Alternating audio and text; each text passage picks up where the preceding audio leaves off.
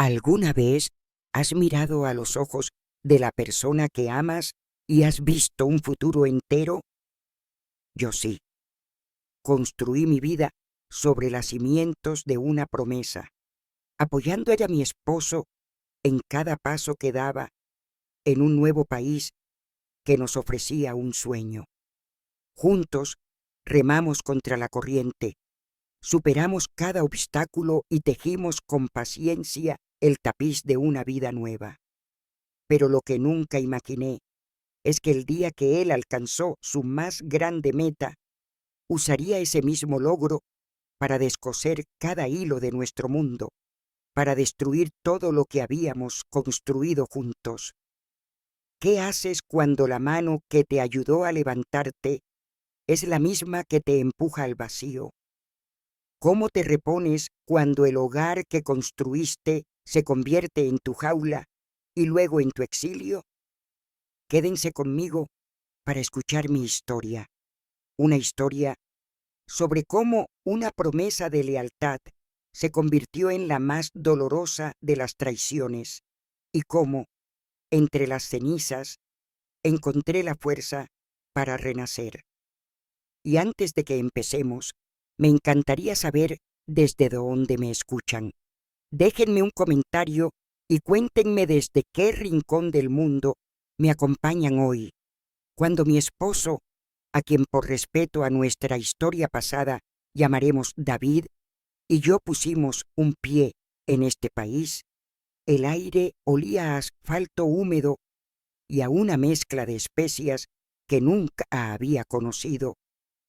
Era un aroma embriagador, el perfume de lo desconocido, de la oportunidad. Aterrizamos con 2 maletas que contenían más esperanzas que ropa y un capital de sueños que no cotizaba en ninguna bolsa, pero que para nosotros valía más que todo el oro del mundo. Los primeros meses fueron una sinfonía de desafíos y descubrimientos. Vivíamos en un pequeño apartamento en el 3er piso de un edificio sin ascensor, cuyas paredes parecían hechas de papel. Podíamos escuchar las conversaciones de nuestros vecinos, la música de la familia de abajo y el llanto del bebé del 1er piso.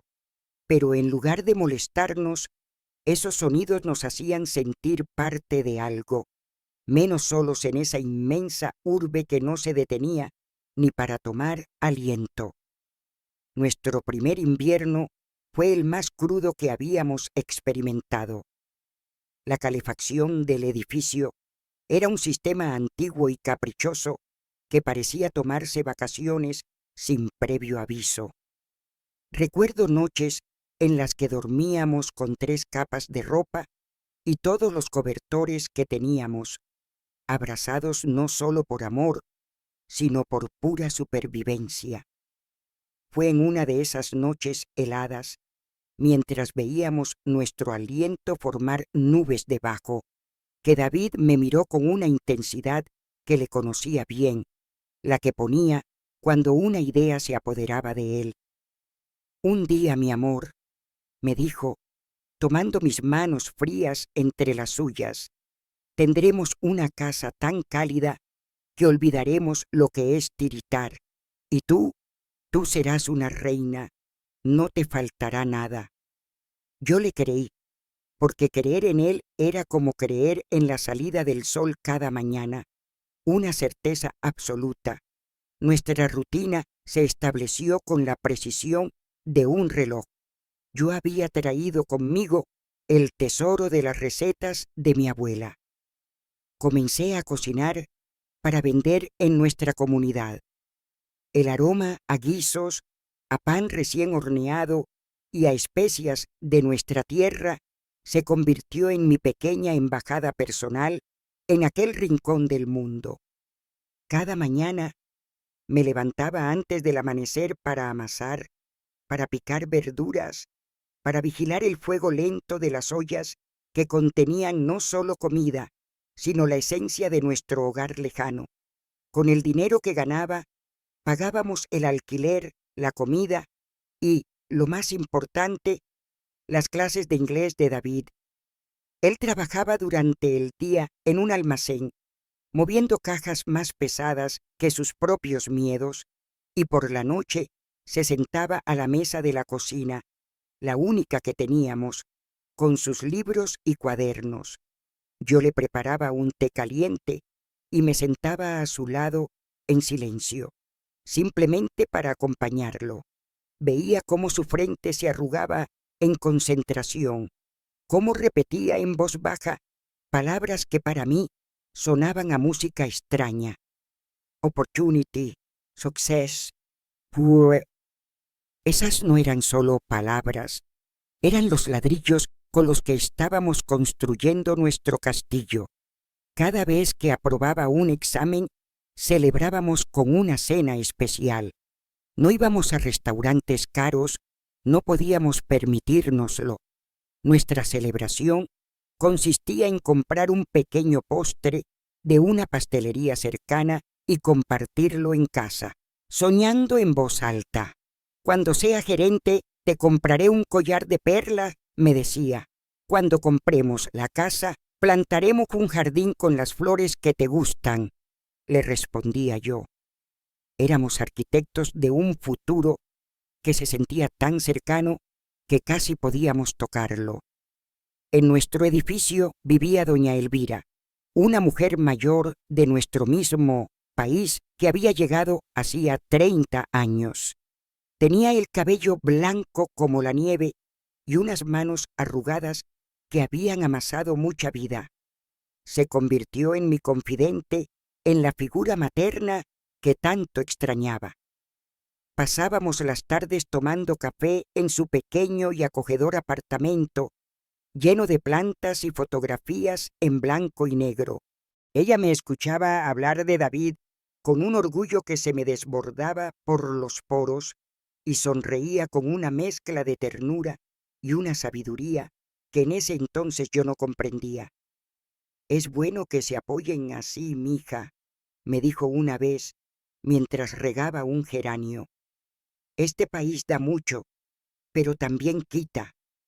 A veces la gente se pierde en el camino, se olvidan de dónde vienen y, lo que es peor, se olvidan de quién caminó con ellos en el lodo». Sus palabras me parecieron un poco melancólicas, pero las atribuí a la nostalgia de la edad. Nunca pensé que pudieran ser un presagio. El día que David recibió su primer ascenso significativo fue un hito. Dejó el almacén para trabajar en las oficinas de la misma compañía de logística.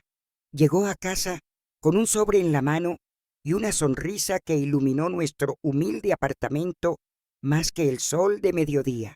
Dentro del sobre estaba la carta oficial. Lo leí una y otra vez, sintiendo que cada palabra era un triunfo personal. Esa noche rompimos nuestras reglas de austeridad y fuimos a cenar a un restaurante italiano del barrio. Uno modesto, pero para nosotros era el lugar más lujoso del mundo. David pidió una botella de vino y brindamos. «Por nosotros», dijo chocando su copa con la mía, «por todo lo que hemos luchado y por todo lo que viene». Mientras lo miraba hablar de sus nuevos planes, de sus nuevas responsabilidades, de cómo ahora por fin podríamos empezar a ahorrar para la entrada de una casa, sentí una oleada de felicidad tan pura y abrumadora que se me llenaron los ojos de lágrimas. Él era mi proyecto, nuestro proyecto. Cada logro suyo llevaba mi nombre impreso en la letra pequeña, en el esfuerzo silencioso, en el amor incondicional que le profesaba. Éramos un equipo invencible, una sola alma luchando por un mismo sueño. En ese momento, bajo la luz tenue de las velas de aquel pequeño restaurante, yo estaba segura de que nada ni nadie podría romper el lazo que nos unía. Estaba equivocada. No me di cuenta de que, mientras él aprendía a hablar un nuevo idioma, también estaba aprendiendo en un dialecto silencioso y cruel a hablar el lenguaje de la vergüenza, un lenguaje que pronto usaría para reescribir nuestra historia y dejarme fuera de ella.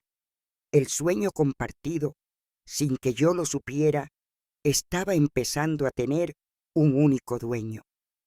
El primer indicio del cambio fue tan sutil como una corriente de aire frío en una habitación cálida, casi imperceptible, pero lo suficiente como para erizarte la piel. Con el nuevo puesto de David, nos mudamos a un apartamento más grande en una zona residencial. Era todo lo que habíamos soñado.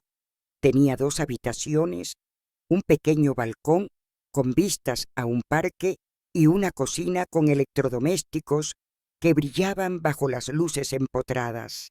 Sin embargo, desde el primer día me sentí como una extraña en mi propio hogar.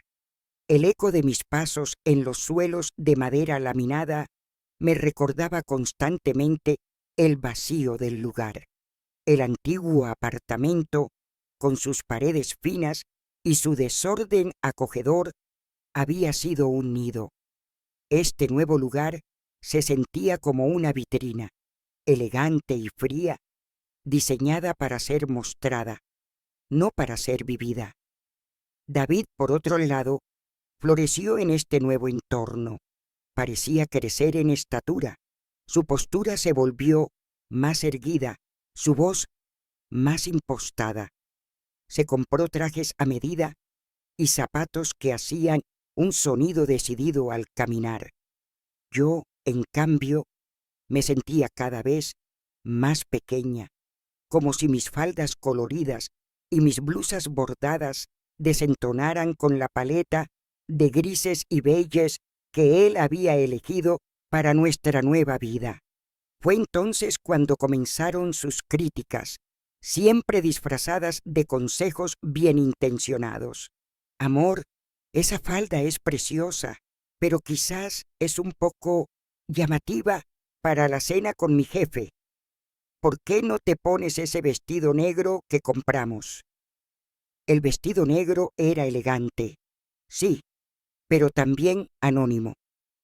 Me sentía disfrazada, borrada. Yo que siempre había amado los colores porque sentía que eran una extensión de mi alegría, empecé a vestirme con tonos neutros para complacerlo, para encajar en el molde de la esposa de un gerente. Un sábado por la mañana, mientras preparaba el desayuno, puse la música de nuestra tierra que tanto nos gustaba. Cantantes cuyas voces nos habían acompañado en los momentos más difíciles y en las celebraciones más humildes. David entró en la cocina, frunció el ceño y bajó el volumen. Cariño, ¿podríamos escuchar algo más internacional? Mis vecinos son muy refinados y no quiero que piensen que somos ruidosos. La palabra ruidosos me dolió. No se refería al volumen, sino a nuestra cultura, a nuestra esencia. Poco a poco, la banda sonora de nuestra vida fue reemplazada por jazz suave y música clásica instrumental, melodías que eran elegantes, pero que no nos contaban ninguna historia. El golpe más duro fue cuando las invitaciones a sus eventos corporativos se volvieron exclusivas para él.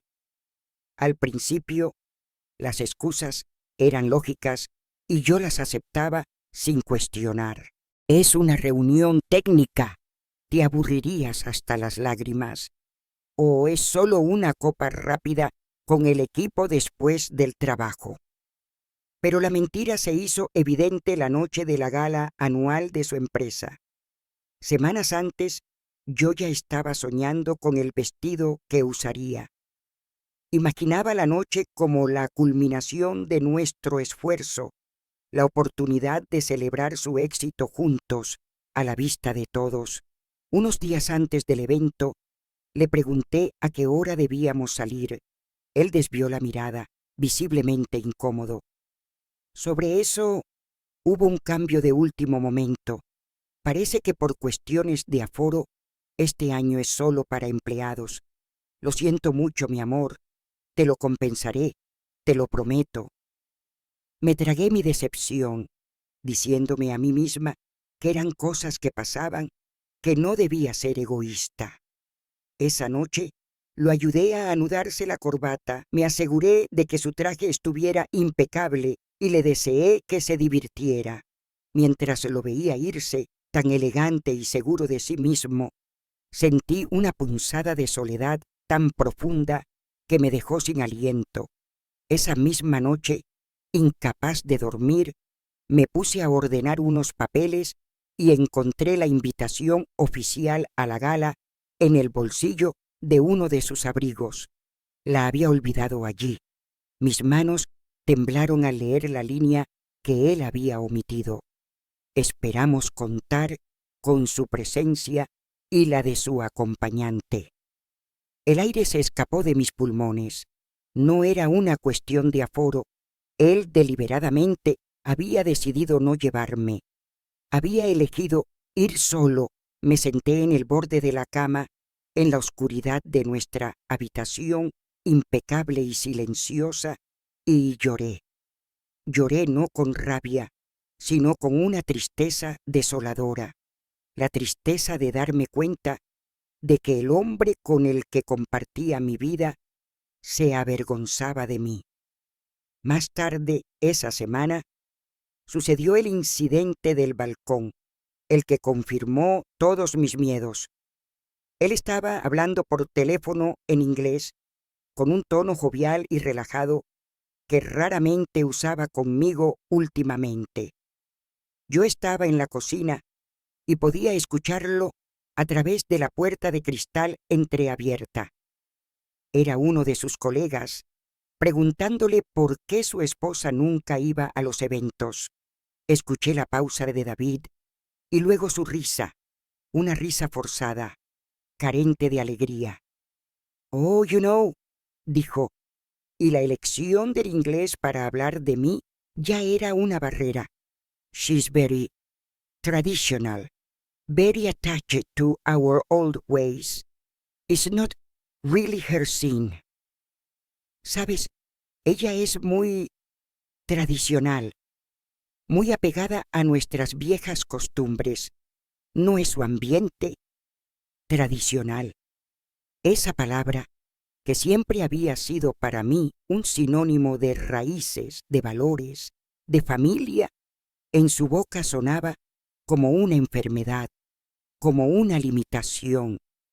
Yo era su vieja costumbre, un objeto del pasado que no encajaba en su brillante y moderno presente. Yo era el ancla que le recordaba un origen humilde del que él ahora renegaba. A partir de ese día, dejé de ser su compañera para convertirme en su secreto. Cuando sus amigos lo llamaban a casa, él se encerraba en el estudio para hablar. Si salíamos y nos encontrábamos con algún conocido de su trabajo, me presentaba de forma rápida y superficial, cambiando el tema de conversación inmediatamente para que yo no tuviera oportunidad de hablar, como si temiera que mi acento o mis palabras pudieran delatarlo, manchar su imagen cuidadosamente construida. Comencé a sentirme como una extraña en mi propia vida, una actriz secundaria en una obra en la que yo creía ser la protagonista. Él estaba escribiendo un nuevo guión para sí mismo, uno en el que mi personaje se desvanecía gradualmente hasta desaparecer por completo.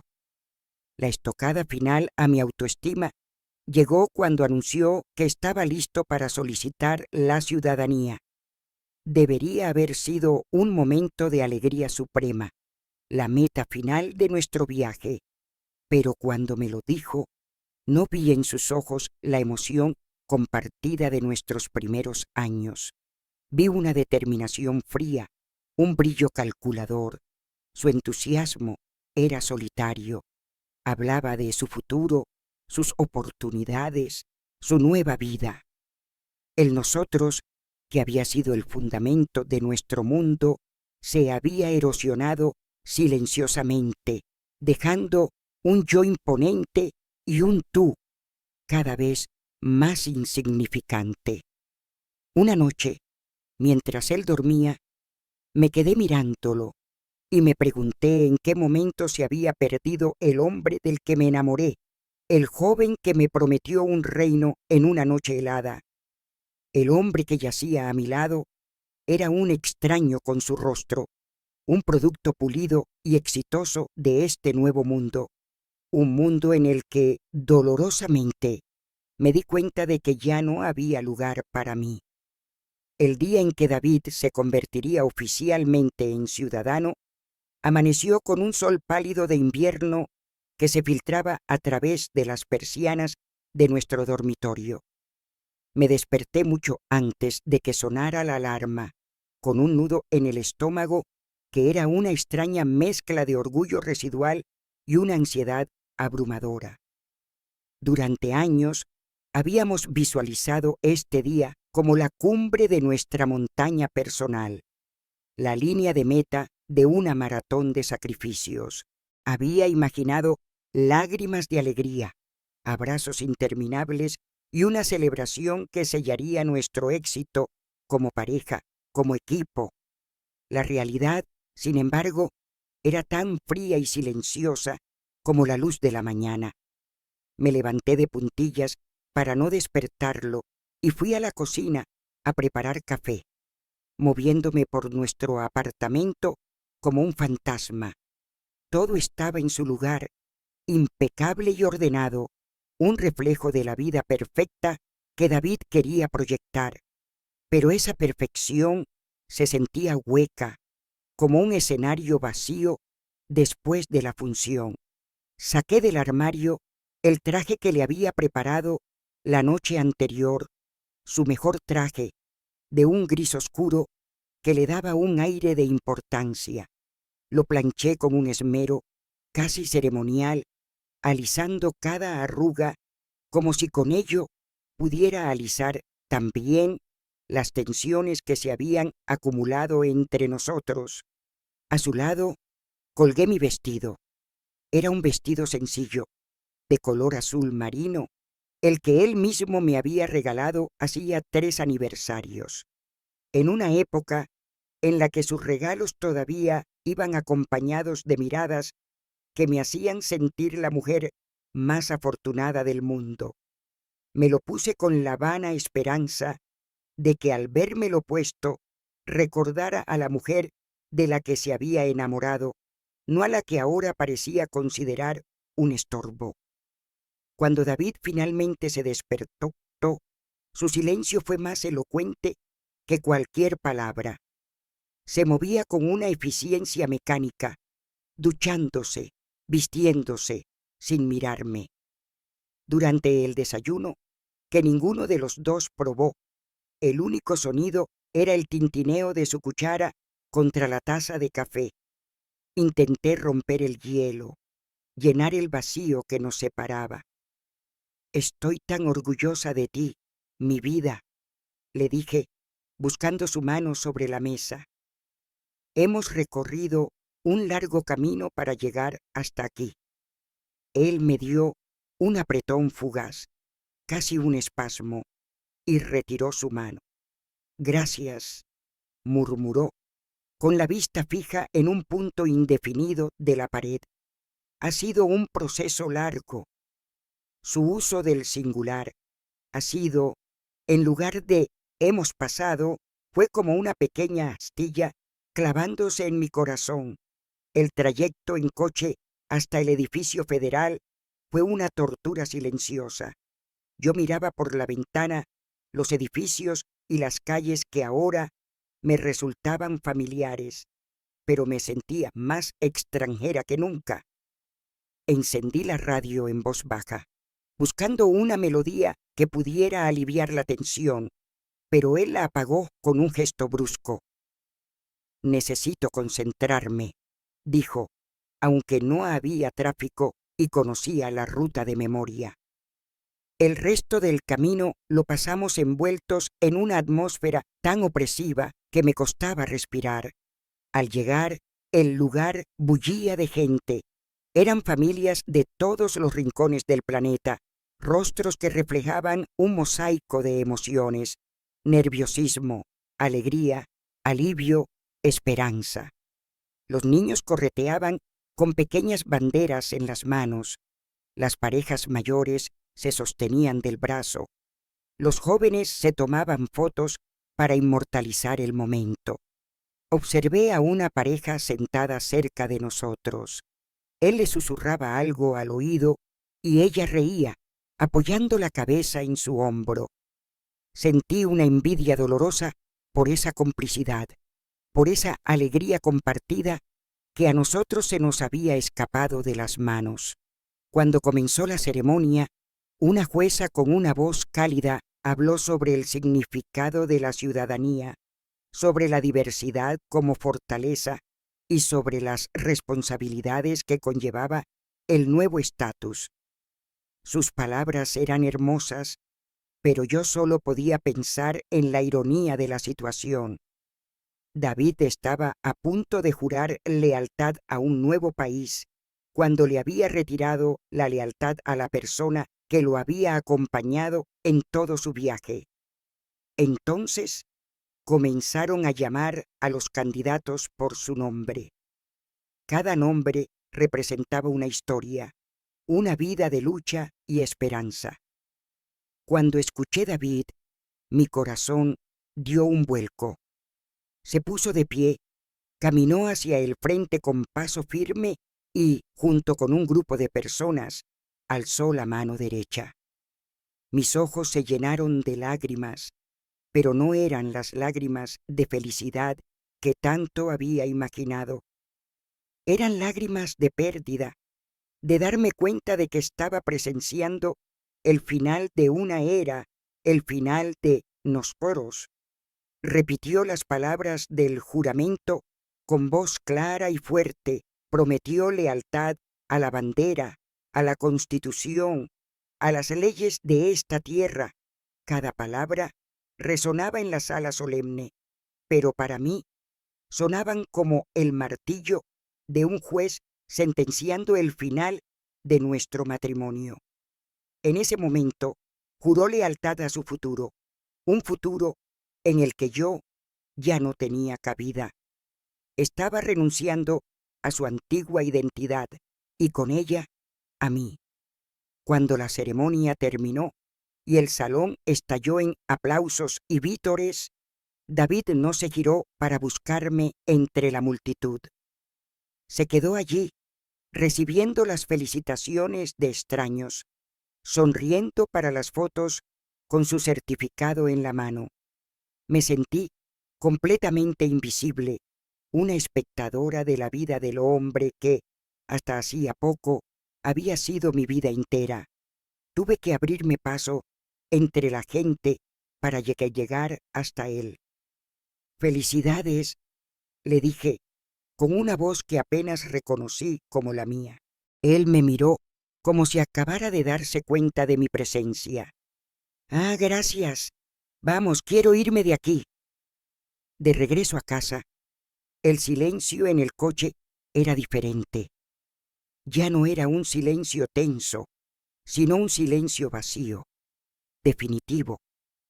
Era el silencio que sigue a la tormenta, cuando todo ha sido arrasado.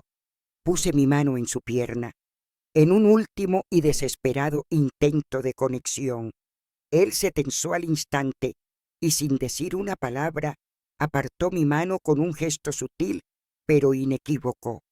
Fue en ese preciso instante, con el sol de la tarde entrando por el parabrisas y mi mano suspendida en el aire entre los dos, que lo supe con una certeza helada y absoluta. No era solo que se avergonzara de mí, era algo mucho peor. Me había borrado.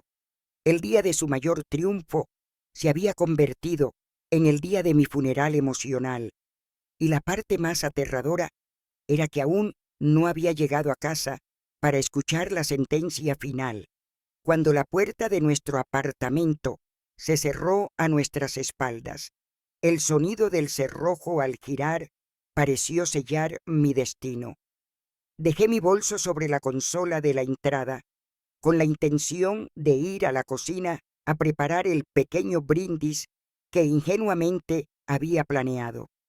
Tenía una botella de sidra enfriando en la nevera y unos pastelitos de nuestra tierra que había encargado a una panadería local.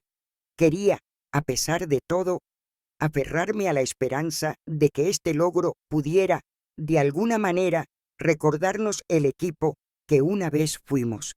Pero David no me dio tiempo. Se quitó la chaqueta del traje, la dobló con una precisión metódica sobre el respaldo de una silla y se volvió hacia mí. Su rostro era una máscara de impasibilidad, sus ojos fríos y distantes, como los de un extraño al que te cruzas por la calle. «Tenemos que hablar», dijo. Su tono no admitía réplica. No era una invitación a una conversación, era una citación. Mi corazón empezó a latir con una fuerza desbocada, un tambor anunciando una catástrofe. Me pidió que me sentara en el sofá, ese sofá gris y moderno que él había elegido. Obedecí en silencio, sintiendo cómo mis piernas se debilitaban. Él no se sentó. Se quedó de pie frente a mí, como un juez a punto de dictar sentencia, creando una distancia física que magnificaba el abismo emocional que ya nos separaba. Se tomó un momento, aclaró la garganta y comenzó su discurso, uno que sonaba ensayado, pulido, desprovisto de cualquier emoción genuina. «He estado pensando mucho en mi futuro», comenzó, «en la persona que quiero ser y en la vida que quiero construir a partir de ahora. Este día marca un nuevo comienzo para mí, un borrón y cuenta nueva». Yo lo miraba sin comprender, aunque una parte de mí, la más profunda y sabia, ya sabía hacia dónde se dirigía. «¿A qué te refieres con un nuevo comienzo?», pregunté, con un hilo de voz. «¿Necesitas un tiempo, un viaje para aclarar tus ideas?» Una sonrisa amarga, casi imperceptible, se dibujó en sus labios. «No, no es un viaje. Es más definitivo que eso. He trabajado increíblemente duro para llegar a donde estoy. He cambiado. La persona que cruzó la frontera contigo hace años ya no existe. Soy alguien diferente ahora, con metas diferentes, con un círculo social diferente». Cada palabra era un golpe calculado, diseñado para desarmarme, para hacerme sentir inadecuada. «Siento que ya no somos compatibles», continuó, evitando mi mirada. «Venimos de mundos que ya no se conectan. Tú estás anclada en un pasado que yo necesito dejar atrás para poder avanzar». «¿El pasado?», repetí, incrédula. «David, nuestro pasado es la base de todo esto. Cada ladrillo de esta vida que llamas tuya lo pusimos juntos. Mis manos están en esos cimientos tanto como las tuyas». Por primera vez, un destello de irritación cruzó sus ojos. «Y te lo agradezco», dijo con una frialdad cortante. «Fue una etapa necesaria, una inversión, pero las inversiones llegan a un punto en que maduran y hay que tomar decisiones estratégicas. Emocionalmente, ya no estamos en el mismo lugar». Y entonces pronunció la frase que hizo que el mundo se detuviera, que el aire se solidificara en mis pulmones y que mi corazón se rompiera en 1.000.000 de fragmentos silenciosos. Hoy, al convertirme en ciudadano, cumplí con todos mis deberes, y uno de ellos es ser honesto con las autoridades sobre mi situación personal. He notificado que nuestro matrimonio, la base de tu estatus aquí, ya no es genuino ni viable. He aclarado tu situación migratoria actual. Me quedé mirándolo, esperando que fuera una broma cruel, una pesadilla de la que despertaría en cualquier momento. Pero su expresión era seria, implacable. Me había denunciado. El hombre por el que había sacrificado mis propios sueños, el hombre al que había sostenido en sus peores momentos, había usado su primer día como ciudadano para traicionarme de la forma más devastadora posible. No era solo que me dejaba, me estaba borrando del mapa, me estaba arrojando a un limbo legal y aterrador. ¿Por qué? Fue lo único que pude susurrar. Él se encogió de hombros, como si mi dolor fuera una simple molestia. Porque es la única manera de empezar de cero de verdad, sin ataduras, sin complicaciones. Es lo más limpio. Limpio. Usó esa palabra para describir la destrucción de mi vida. No hubo gritos, no hubo una pelea, solo su confesión gélida y mi alma desmoronándose en un silencio ensordecedor. Me dio unas horas para recoger mis cosas. Será mejor que te vayas antes de que anochezca. No quiero una escena, dijo, como si yo fuera la que pudiera provocarla. Me levanté del sofá, sintiéndome como un autómata. Caminé por las habitaciones de esa casa que yo había convertido en un hogar. Toqué la manta que habíamos comprado juntos en nuestro primer invierno, pasé los dedos por el marco de las fotos que colgaban en el pasillo, fotos de una pareja sonriente que ya no existía. Cada objeto era un testimonio de un amor que él había decidido ejecutar. Abrí mi armario y miré la ropa.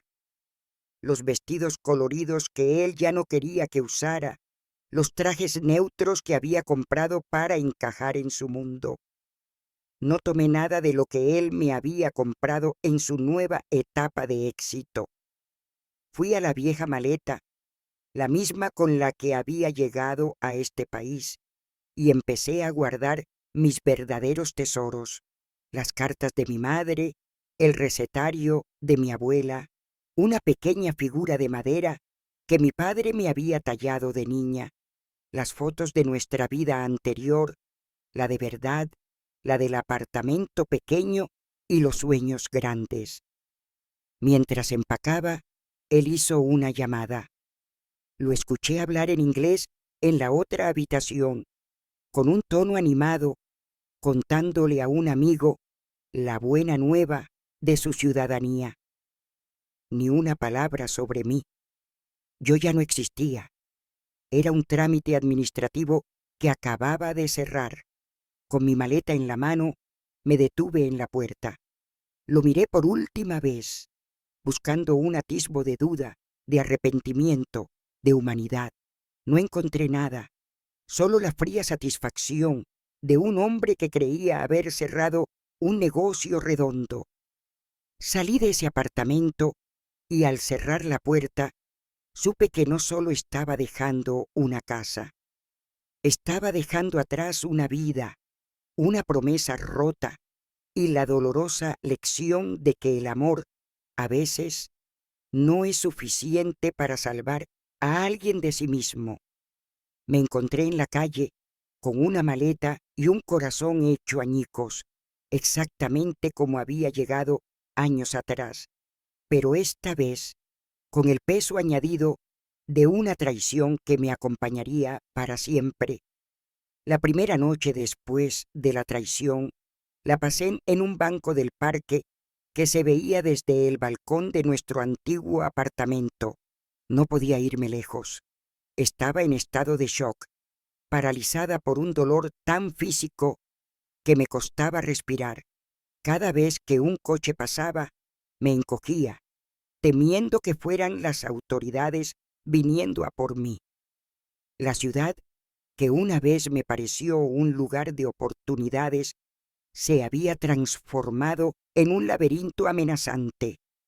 Al amanecer, entumecida por el frío y la pena, recordé a doña Elvira. Con mis últimas fuerzas, arrastré mi maleta hasta su edificio, subí los 3 pisos que ahora me parecían el Everest y llamé a su puerta. Cuando me abrió y vio mi rostro, no necesitó hacer preguntas. Me abrazó con la fuerza de una madre y me llevó adentro. Su pequeño apartamento, con su aroma a café y a tierra de sus macetas, se convirtió en mi refugio. Lloré durante días y ella se sentó a mi lado en silencio, pasándome pañuelos y tazas de té, permitiéndome romperme en un lugar seguro. Llora todo lo que necesites, mija, me decía. Tienes que sacar todo ese veneno para que pueda empezar a sanar la herida. Fue doña Elvira quien me puso en contacto con una organización comunitaria que ayudaba a inmigrantes en situaciones vulnerables. Ir allí fue uno de los actos más difíciles de mi vida. Me sentía humillada, rota, como una fracasada. Pero en el momento en que entré, me recibió una mujer llamada Isabela, una trabajadora social con una sonrisa amable y una mirada que transmitía una calma increíble. Le conté mi historia, con la voz entrecortada, esperando juicio o lástima. En su lugar encontré comprensión y, sobre todo, un plan. Me explicó que mi situación era delicada, pero que existían protecciones para personas en mi circunstancia. No sería un camino fácil, pero no estaba sola. Por primera vez en mucho tiempo, una pequeña llama de esperanza se encendió en mi interior. Los meses siguientes fueron un torbellino de citas con abogados, formularios interminables y audiencias que me dejaban emocionalmente exhausta. Vivía con un miedo constante, pero también con una nueva determinación. Ya no estaba luchando por el sueño de David, estaba luchando por mi propio derecho a existir, a tener un futuro. Paralelamente a la batalla legal, comencé mi reconstrucción personal. Isabela me animó a inscribirme en clases de inglés en el centro comunitario. Al principio me sentía aterrada. Mi inglés era rudimentario y mi acento, el mismo del que David se había burlado, me hacía sentir insegura. Pero en esa clase descubrí que no era la única. Estaba rodeada de personas de todo el mundo, cada una con su propia historia de lucha y resiliencia. Compartíamos nuestros errores y nuestros pequeños triunfos. Un día fui capaz de mantener una conversación básica con la cajera del supermercado. Otro día entendí el chiste de un profesor, pequeñas victorias que eran exclusivamente mías. Comencé a cocinar de nuevo, al principio solo para doña Elvira y para mí. El acto de amasar, de picar, de oler las especias de mi tierra, me conectaba de nuevo conmigo misma. Era algo que nadie me podía quitar. Isabela probó uno de mis guisos y sus ojos se abrieron de par en par. «Tienes un don», me dijo. «Deberías compartir esto». Con su ayuda, empecé a ofrecer mis servicios de comida para pequeños eventos en el centro comunitario. El boca a boca hizo su magia. La gente no solo amaba el sabor de mi comida, sino la historia que había detrás de cada plato. Mi cocina, esa que David había calificado de rústica y de pueblo, se convirtió en mi fuente de ingresos, en mi orgullo, en mi voz. Pasaron 3 años. 3 años en los que obtuve mi residencia legal por mis propios méritos. 3 años en los que mi pequeño servicio de catering se convirtió en un negocio próspero con una lista de clientes leales. Me mudé a mi propio apartamento, un lugar pequeño y soleado que decoré con los colores vivos que tanto amaba. Compré plantas, colgué arte de mi país en las paredes y puse la música que me hacía feliz a todo volumen. Me había reconstruido pieza por pieza, no sobre los cimientos de la promesa de un hombre, sino sobre la base sólida de mi propia fuerza. Ya no era la esposa de David, era yo, simplemente yo. Y por primera vez en mi vida, eso era más que suficiente. Un martes por la tarde, mientras hacía una entrega para un evento corporativo en un elegante edificio de oficinas en el centro, lo vi. Estaba sentado solo en la cafetería del vestíbulo, mirándose a través del enorme ventanal con una expresión vacía. Llevaba un traje caro, impecable como siempre, pero había algo en su postura, una ligera caída en sus hombros que hablaba de una profunda soledad. Se veía mayor de lo que era, y el brillo ambicioso de sus ojos había sido sustituido por un velo de fatiga. Nuestros ojos se cruzaron por un instante a través del cristal. Me reconoció al momento. Pude ver una oleada de emociones en su rostro, sorpresa, vergüenza y sobre todo un arrepentimiento tan palpable que casi pude sentirlo. Se quedó paralizado, con la taza de café a medio camino de sus labios. Yo, en cambio, sentí una calma absoluta. El nudo de rabia y dolor que había llevado en el pecho durante tanto tiempo se había disuelto sin que me diera cuenta. No sentí el deseo de enfrentarlo ni la necesidad de mostrarle mi éxito como una forma de revancha. Simplemente lo vi por lo que era, un hombre que, en su desesperada carrera por ganar un nuevo mundo, había perdido su alma. Había conseguido su borrón y cuenta nueva, pero a cambio se había quedado sin historia, sin raíces y, al parecer, sin nadie con quien compartir su pulcro y solitario éxito. Asentí levemente en su dirección. No fue un saludo, sino un adiós, un reconocimiento silencioso de que nuestras historias se habían cruzado, pero que mi camino ahora seguía en una dirección diferente, hacia la luz. Me di la vuelta y salí del edificio, sintiendo el cálido sol de la tarde en mi cara. A veces, la vida tiene una extraña y silenciosa forma de hacer justicia. El karma no siempre es un trueno ruidoso. A veces, es simplemente la paz que encuentras cuando la otra persona se queda atrapada en la prisión que construyó para ti. Y yo por fin era libre. Y así, con el corazón en paz y llena de esperanza por el futuro, termina mi historia. Muchísimas gracias por haberme acompañado en este viaje tan íntimo y personal. Su apoyo y su tiempo significan el mundo para mí. Si esta historia de resiliencia te ha llegado al corazón, estoy segura de que te interesará conocer el relato de superación de la casa que construí con las piedras que me lanzaron. Es una historia sobre cómo transformar los obstáculos en oportunidades. Puedes hacer clic en el video que aparece ahora mismo en la pantalla para verlo. Y si aún no formas parte de esta maravillosa comunidad, no olvides suscribirte al canal y activar la campanita para que no te pierdas ninguna de nuestras futuras historias.